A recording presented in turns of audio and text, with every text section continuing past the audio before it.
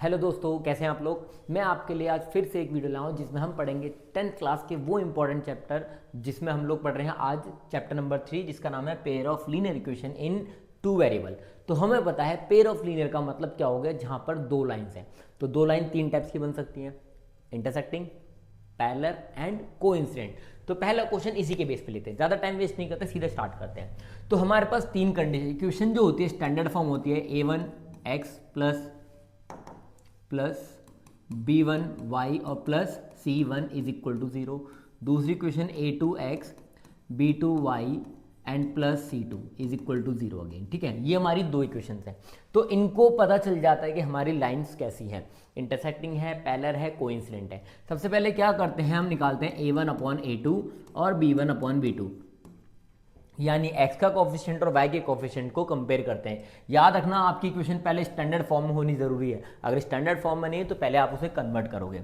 अगर ये pair equal नहीं होता है तो इसका मतलब लाइंस कैसी हैं, इंटरसेक्टिंग। इंटरसेक्टिंग का मतलब क्या होता है, इनका ओनली वन सॉल्यूशन है, ओनली वन सॉल्यूशन है। ठीक है, अगर ये पेयर इक्वल आ जाए यानी a1 upon a2 is equal to b1 upon b2 आ जाए but c1 upon c2 equal ना हो, तो ये लाइन कैसी होती हैं, पैरेलल लाइंस। कैसी होती हैं, पैरेलल लाइंस। पैरेलल लाइंस का मतलब होता है इनके नो सॉल्यूशन, मतलब एक भी सॉल्यूशन नहीं होगा। और अगर तीनों ही पेयर इक्वल हो जाए a1 अपॉन a2 बराबर b1 अपॉन b2 बराबर c1 अपॉन c2, इसका मतलब हो जाता है ये लाइंस कैसी हैं, इनको कहते हैं कोइंसिडेंट लाइन। कोइंसिडेंट का मतलब होता है जो चांसेस हो जाते हैं कभी कभी, ऐसा नहीं है। तो इनके कितने सॉल्यूशन होते हैं, इनफाइनाइट सॉल्यूशन। कितने सॉल्यूशन होते हैं, इनफाइनाइटली मैनी सॉल्यूशन। अब एक और चीज पूछी जाती है जिसका नाम है कंसिस्टेंट और इनकंसिस्टेंस। ठीक है, कंसिस्टेंस लाइन, कंसिस्टेंट वर्ड का मतलब होता है जिसका कम से कम एक सॉल्यूशन तो होगा। तो कम से कम एक का मतलब एक भी हो सकता है और ज्यादा भी हो सकते हैं। यानी कंसिस्टेंस कौन सी हो गई, इंटरसेक्टिंग लाइंस और कोइंसिडेंट लाइन। इनकंसिस्टेंट लाइंस कौन सी हो गई, सिर्फ पैरेलल लाइंस। पैरेलल लाइंस को इनकंसिस्टेंट लाइन भी बोलते हैं। तो स्टार्ट करते हैं क्वेश्चन। तो पहला क्वेश्चन क्या है, right the number of solution of the pair of linear equation have. कितने सॉल्यूशन होंगे इन दोनों लाइनों के। तो देखो स्टैंडर्ड फॉर्म में ऑलरेडी लिखा हुआ है, तो हमें खाली a1 upon a2 and b1 upon b2 निकालना है। तो a1 की वैल्यू है 2 और a2 की वैल्यू है 3, b1 की वैल्यू है 7 और b2 की वैल्यू है -1। क्या ये दोनों इक्वल है, नहीं। तो इसका मतलब कौन सी लाइन है, इंटरसेक्टिंग। अपॉन 2 y का कोफिशिएंट अपॉन y का कोफिशिएंट यानी 1/2, कांस्टेंट अपॉन कांस्टेंट यानी 40, यानी कितना आ गई, ये भी 1/2। तीनों क्या हो गए, इक्वल। यानी कैसी लाइन हो गई है, कोइंसिडेंट लाइंस। ठीक है, इस तरीके से आपको कुछ भी दे रखा हो उसके अकॉर्डिंगली सॉल्व करेंगे। नेक्स्ट क्वेश्चन की तरफ बढ़ते हैं। अगला क्वेश्चन है find the value of A if the pair of linear equation have no solution.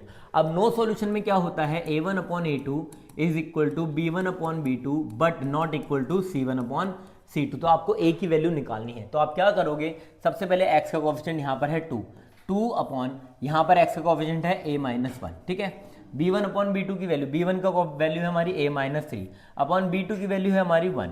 और ठीक है, इसको सॉल्व करते हैं। तो 2 1 क्रॉस मल्टीप्लाई करेंगे, 2 is equal to a-3 into a-1।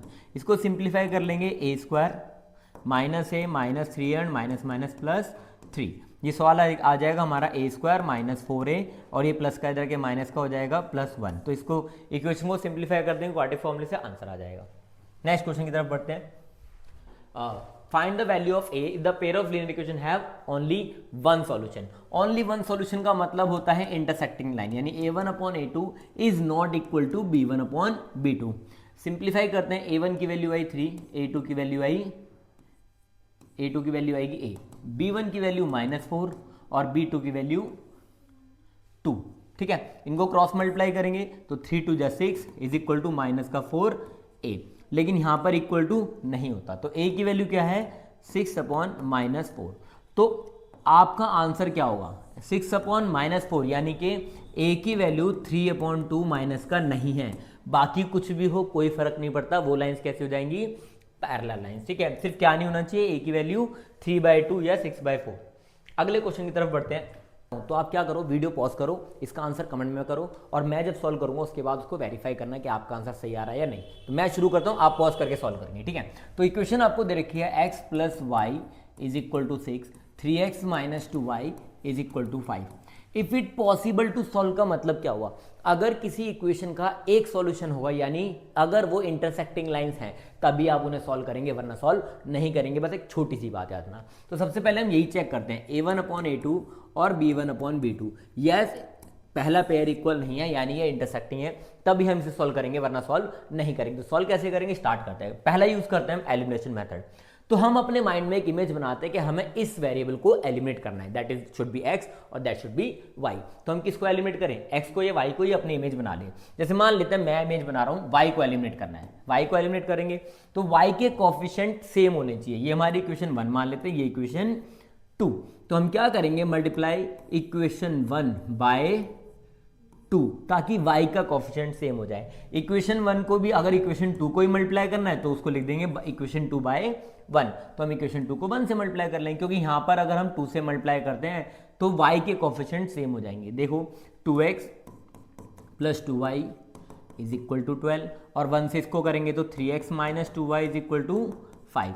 अब इन्हें करते हैं एलिमिनेट। देखो अगर दोनों में अपोजिट साइन है तो उनको साइन चेंज करने की जरूरत नहीं है, क्योंकि हमें एलिमिनेट करने के लिए दोनों साइन अलग होने चाहिए, क्योंकि प्लस माइनस माइनस ये एलिमिनेट हो चुका। दो प्लस 2y में से माइनस 2y करेंगे तो 0 बचेगा।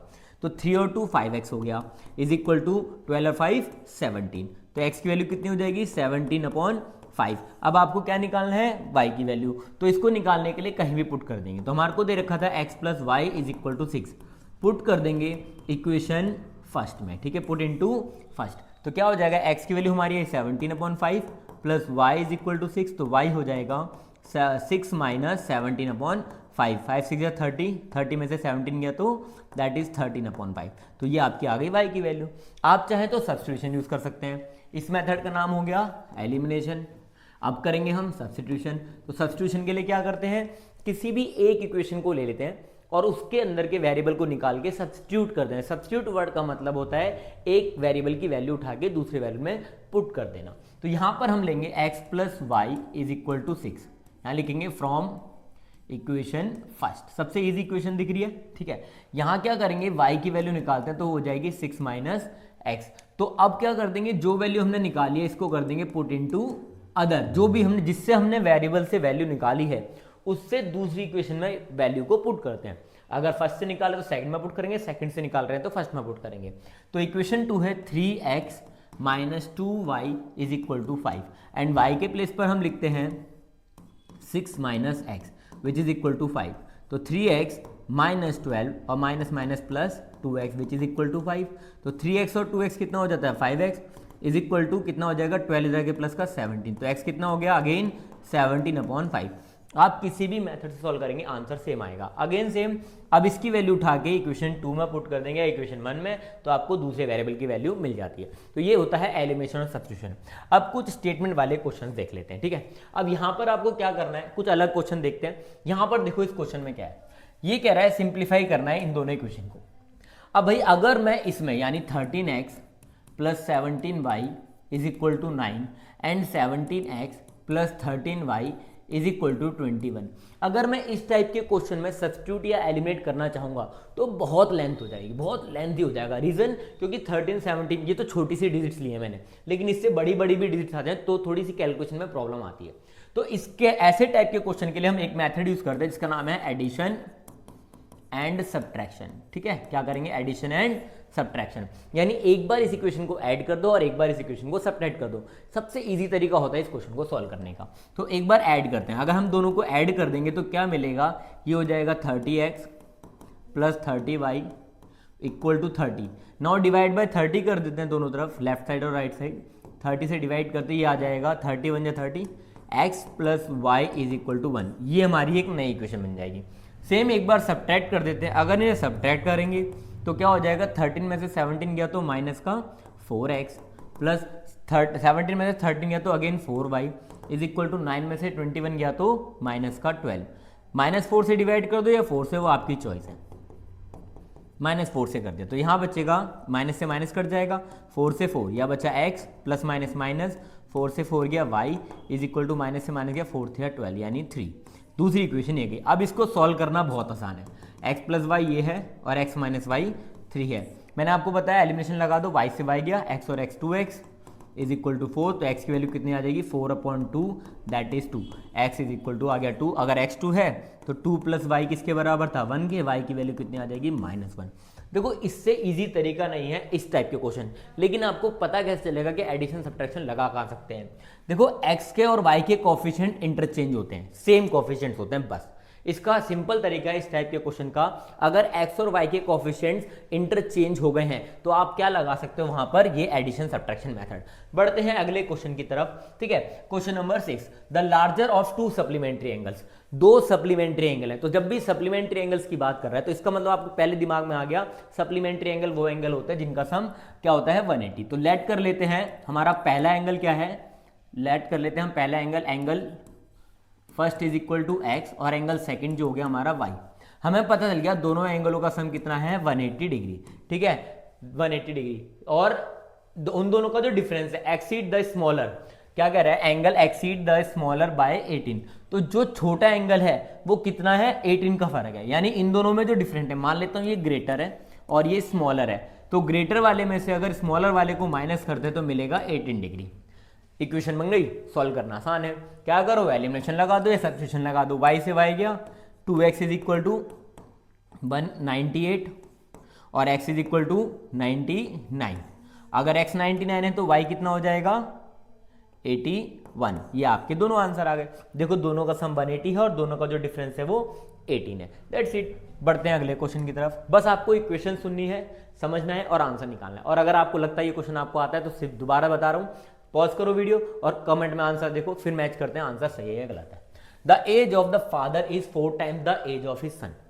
अब ना जब भी एज वाला क्वेश्चन आए तो आप एक ना टेबल बना लो, जी सर करंट की बात कर रहे थे, जी सर पास्ट की बात कर रहे थे और जी सर फ्यूचर की बात कर रहे थे। इससे इजी तरीका नहीं है, ध्यान रखना इस बात को। अगर आपने ये टेबल बना ली तो आपको जो क्वेश्चनों में मिस्टेक करते हो ना, जो गलतियां होती हैं कि समझ नहीं आ रहा क्या है, तो अगर एज वाले क्वेश्चनों के लिए सबसे इजी तरीका बता रहा हूँ, तो जी टेबल बना ली करंट पास्ट और फ्यूचर, ठीक है। अब भाई 2 जनों की बात कर रहे हैं, हमेशा ऐसे क्वेश्चनों में 2 जने होते हैं, एक फादर साहब है तो मैं फादर साहब को मान लेता हूँ एक्स और एक सन साहब है उनको मान लेते हैं वाई। तो करंट एज हम लेट कर लेते हैं एक्स और वाई, किसकी है ये फादर की है और ये सन की है। अब उसने बोला the age of the father is 4 time the age of his son, यानी बात कर रहा है प्रेजेंट की। तो जो फादर साहब हैं वो क्या है सन के 4 टाइम्स, तो x जो है वो 4 टाइम्स ऑफ y है, यानी मैं लिख सकता हूं x - 4y is equal to 0। पहली इक्वेशन हमारी हो गई। अब 5 ईयर हैंस का मतलब होता है बाद में the age of father will be, the कितने साल बाद की बात हुई 5 ईयर, तो भैया फादर साहब 5 साल बड़े हो गए, तो भैया जो बेटा होगा वो भी तो 5 साल बड़ा हो जाएगा, वो तो उतना ही नहीं रहेगा ना। तो फादर साहब अगर 5 साल ज्यादा हो गए तो बेटा साहब भी 5 साल बड़े हो जाएंगे। तो the age of the father will be 3 times the age of his son, यानी जो फादर होगा वो 3 टाइम्स हो गया अपने बेटे का। तो यहां पर क्या हो जाएगा father is equal to 3 time of his son. तो फादर की एज हमने मानी x + 5, 3 टाइम्स ऑफ सन की एज हमने मानी y + 5। सिंप्लीफाई करेंगे x + 5 is equal to 3y + 15, इधर आ जाएगा माइनस का x - 3y is equal to 10। तो अपन की दूसरी इक्वेशन हो गई x - 3y is equal to 10। अब आप इन दोनों इक्वेशन को सॉल्व कर सकते हैं, x - 4y is equal to 0, या फिर आप डायरेक्ट x की वैल्यू उठा के यहाँ पुट कर सकते हो, आपकी चॉइस है। तो भैया x की वैल्यू कितनी आ गई 4y - 3y is equal to 10, तो 4y में से 3y गया तो y इज इक्वल टू 10। अगर y 10 है यानी जो सन साहब हो गए वो 10 साल के हो गए और इसके 4 गुना ये 40 साल के हो गए। और आपको अगर आंसर वेरीफाई करना है तो यहाँ वेरीफाई कर लो, भाई जी 5 साल बाद ये 45 साल के हो जाएंगे और 5 साल बाद ये 15 साल के हो जाएंगे, क्या ये 3 टाइम्स हो रहे हैं? हाँ जी 3 टाइम्स भी हो गए हैं, तो यानी हमारा आंसर एकदम सही है। तो आपने अगर आंसर ये निकाला तो आप बहुत अच्छे चल रहे हैं। आगे बढ़ते हैं नेक्स्ट क्वेश्चन की तरफ। अगला क्वेश्चन क्या है, इस टाइप के क्वेश्चन में बहुत बच्चे कंफ्यूज होते हैं। The sum of the 2 digit number, सबसे पहले इस पे फोकस करते हैं। तो अगर 2 डिजिट नंबर है तो 10 से लेकर 99 तक का कोई एक नंबर होगा। अगर 2 डिजिट नंबर है तो वो 10 से लेकर 99 तक का कोई नंबर होगा, बिल्कुल सही बात है। तो सबसे पहले ये 2 डिजिट नंबर है तो इसमें कोई एक 1s की डिजिट होगी तो उसको लेट कर लेते हैं x, और कोई एक 10s की डिजिट होगी जिसको हम लेट कर लेते हैं y।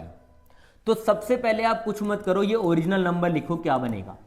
जब हमारे पास कोई नंबर होता है तो वो डिजिट से बनता है, और डिजिट्स के हमारे पास 9911 ऐसे बहुत सारे डिजिट्स हो सकते हैं, 0 से लेकर 9 तक का यूज करेंगे। तो इनका क्या करते हैं, वंस की डिजिट को 1 से मल्टीप्लाई, टेंस की डिजिट को 10 से मल्टीप्लाई, और मैं डायरेक्ट ले लेता हूँ। रिवर्स करने के बाद नंबर क्या हो जाता है, उल्टा। जैसे मान लेते हैं 23 है, तो रिवर्स करने के बाद 32 हो गया, है ना। अगर हम रिवर्स करते हैं तो क्या बन जाता है, वो 32। जब रिवर्स करेंगे तो डिजिट प्लेस वैल्यू को चेंज कर लेती है, यानी कि जो टेंस की डिजिट है वो वंस की डिजिट हो गई, और जो वंस की डिजिट है वो टेंस की डिजिट हो गई। इतना तो मैं जब भी 2 डिजिट का क्वेश्चन देखूंगा इतना करूंगा ही करूंगा। अब उसके बाद जो बोलेगा उस पर ध्यान दे लेते हैं। हाँ जी, तो क्या कह रहा था, the number obtain by the reversing the order, अगर सम ऑफ 2 डिजिट नंबर यानी कि ओरिजिनल नंबर और इन दोनों को अगर जोड़ देंगे, original plus reversing the order is equal to 99, तो हमें क्या मिलने वाला है, 99। डिजिट्स आर डिफर बाय 3, यानी डिजिट्स यानी x माइनस वाई की वैल्यू हमारे को दे दी 3, क्योंकि डिजिट्स ही तो ऐड करते हैं ना, वंस के डिजिट और टेंस के डिजिट, तो इन दोनों का जो डिफरेंस है वो 3 दे रखा है। चलो अब इसको सॉल्व करते हैं, तो ये आ जाएगा original number x plus 10y plus reversing करके y plus 10x sorry is equal to 99। तो x और 10x 11x, y और 10y 11y, तो 11 इनसे डिवाइड कर देंगे बोथ साइड, तो x plus Y is equal to 9, ये आपका नंबर आ गया। इसको लिखेंगे अगर मैं ध्यान से देखें तो 2 इक्वेशन मिल गई हमारे को, और हमें और क्या चाहिए होता है, x plus Y is equal to 9 है और x minus Y is equal to 3। Again eliminate कर दो। अच्छा, अगर मैं चाहता हूँ x को एलिमिनेट करना तो क्या करें, अगर मैं चाहता हूँ x को एलिमिनेट करना तो क्या करें जी, हम क्या करते हैं, साइन चेंज कर दो, इसका साइन चेंज कर दो, माइनस हो गया, ये प्लस हो गया, और 3 प्लस का है तो माइनस कर दिया, क्योंकि दोनों के साइन सेम है। और मैंने आपको क्या बोला था, जब दोनों के साइन सेम हो तो उनमें से किसी एक का साइन चेंज करते हैं, चाहे ऊपर वाले कर लो चाहे नीचे वाले, के चॉइस आपके पास है। तो मैंने नीचे वाली इक्वेशन का साइन चेंज कर दिया, एक्स एक्स गया, वाई और वाई 2y, माइनस वाले को भूल जाएंगे, प्लस वाले पे फोकस करेंगे, यानी जो साइन चेंज किया 9 माइनस 3 होगा, कितना बचेगा 6, तो y की वैल्यू कितनी आ जाएगी 3, ये आपकी y की वैल्यू आ गई। अगर y 3 है तो x की वैल्यू कितनी होगी, x plus 3 is equal to 9 है, तो x कितना हो गया 6। तो आपका जो नंबर होगा वो क्या होगा, वंस की डिजिट 6 है और टेंस की डिजिट 3 है, यानी आपका नंबर क्या है 36, हमें आंसर मिला 36। अच्छा, रिवर्स करके देखो 63 मिलेगा। क्या इन दोनों का सम 99 है, क्या इन दोनों का सम 99 है, जी बिल्कुल है, इसका मतलब हमारा आंसर एकदम सही है। अब क्या इन दोनों की डिजिट का जो डिफरेंस है वो 3 है, जी बिल्कुल सही बात, यानी आपका आंसर एकदम सही है। ठीक है, चलो अगले क्वेश्चन की तरफ बढ़ते हैं। अगला क्वेश्चन कह रहा है, क्या कह रहा है, the ratio of income end of 2 persons, 2 लोग हैं जिनकी इनकम का रेशियो 9:7 है। मान लेता हूं पहला पर्सन है, फर्स्ट पर्सन और सेकंड पर्सन, ऑफकोर्स है ना, 2 पर्सन्स की बात करें तो दोनों के बारे में बात करेंगे। फर्स्ट पर्सन की इनकम कितनी हो गई भाई 9x, जब भी रेशो दिया होता है तो मैं ऐसे करता हूं, ठीक है। और मैंने आपको बोला ना सबसे इजी तरीका होता है टेबल बना लो जी, इनकम का रेशियो है तो इनकम के साथ x लगा दिया। अजी एक और रेशियो दे रखा है जी एक्सपेंडिचर का, एक्सपेंडिचर का रेशियो क्या दे रखा है 4:3, तो 4y और 3y। देखो बेटा यहाँ का रेशियो अलग है और ये रेशियो अलग है, तो जब भी 2 अलग अलग चीजों की बात करेगा और रेशियो में बात कर रहा है तो यहाँ पर आप अलग अलग वेरिएबल ही इंट्रोड्यूस करोगे। तो निकालनी क्या है, मंथली इनकम, और वो कह रहा है दोनों पर्सन 2000 रुपये बचा रहे हैं जी। सेविंग कैसे निकालते हैं हम, सेविंग कैसे निकालते हैं, 2000 रुपये दे रखी है, ठीक है, हमें क्या दे रखी है सेविंग। अब इनकम में से अगर एक्सपेंडिचर माइनस कर देंगे तो क्या बच जाते हैं सेविंग, तो हम यहां वही करेंगे। पहली इक्वेशन बनी पर्सन 1 के लिए ये वाली, क्योंकि उसकी इनकम 9x है, इसका एक्सपेंडिचर 4y है, तो दोनों का डिफरेंस कितना होगा 2000। Same 7x minus 3y is equal to 2000, ठीक है। अब इन्हें क्या करते हैं एलिमिनेट, तो एलिमिनेट करने के लिए क्या करेंगे, सिंपल वही सेम करेंगे, किसको बैलेंस करें, एक इक्वेशन को बैलेंस कर लो, एक वेरिएबल को, x को या y को, तो मुझे y छोटा लग रहा है, तो इन दोनों का जो कॉमन फैक्टर है वो क्या है 12, यानी 4 और 3 की 12 में एक नंबर आता है जिसका नंबर है 12, तो इसको 12 बनाने के लिए 3 से मल्टीप्लाई कर दो, इसको 12 बनाने के लिए 4 से मल्टीप्लाई कर दो, सिंपल। तो जी इसको 3 से मल्टीप्लाई करेंगे तो सॉरी हाँ जी, तो 3 9 जा 27, 3 4 जा 12, 3 2 जा 6, सेम 4 से करेंगे, 4 7 जा 28x और इज इक्वल टू 8000। अब इन्हें अगर एलिमिनेट करते हैं तो साइन चेंज करना पड़ेगा, हाँ जी, क्योंकि दोनों में सेम साइन है, तो साइन चेंज करेंगे तो ये प्लस का माइनस हो गया, माइनस का प्लस हो गया, प्लस का माइनस, तो माइनस का 12 हो गया और प्लस का 12, ये तो गया 27 में से 28 गया तो माइनस का x बचेगा, यहाँ हो गया 0, 6000 में से 8000 गया माइनस का 2000, ये क्या आ गई x की वैल्यू, इनकम नहीं आई है, x की वैल्यू आई है। अब इनकम निकालने के लिए यहां पर जो आपको x लिया था आपने इसको पुट कर दो, तो पर्सन ए की इनकम कितनी हो गई 9 2 जा 18,000, ठीक है जी। और पर्सन 2 की इनकम कितनी हो, 2 7 जा 14,000। अगर आपसे एक्सपेंडिचर भी पूछता तो यहाँ से y निकाल के और y की वैल्यू पुट कर लेते हैं। अगले क्वेश्चन की तरफ बढ़ते हैं, क्वेश्चन लास्ट हमारी आज की वीडियो का। तो इसने क्या कहा है, the taxi charges in a city जी, ठीक है। देखो यहाँ पर क्या है, फिक्स चार्ज वाला कॉन्सेप्ट है, तो यहाँ फिक्स चार्ज दे रखा है। तो जब भी ऐसा कॉन्सेप्ट हो तो आप सबसे पहले तो जी फिक्स चार्ज लेट कर लो। फिक्स चार्ज कितना है, एक्स, कितना, in a city comprise of a fix charge together with the charges of the for the distance. मतलब एक टैक्सी क्या करती है, पहले तो फिक्स चार्ज लेती है, उसके बाद पर किलोमीटर का चार्ज लेती है। यानी 1 किलोमीटर चले तो इतने रुपए, 2 किलोमीटर चले तो इतने रुपए, इस तरीके से। तो distance for a journey of 10 kilometre, अगर एक पर्सन 10 किलोमीटर चलता है, कवर करता है, चार्जेस पेड 75 रुपीज।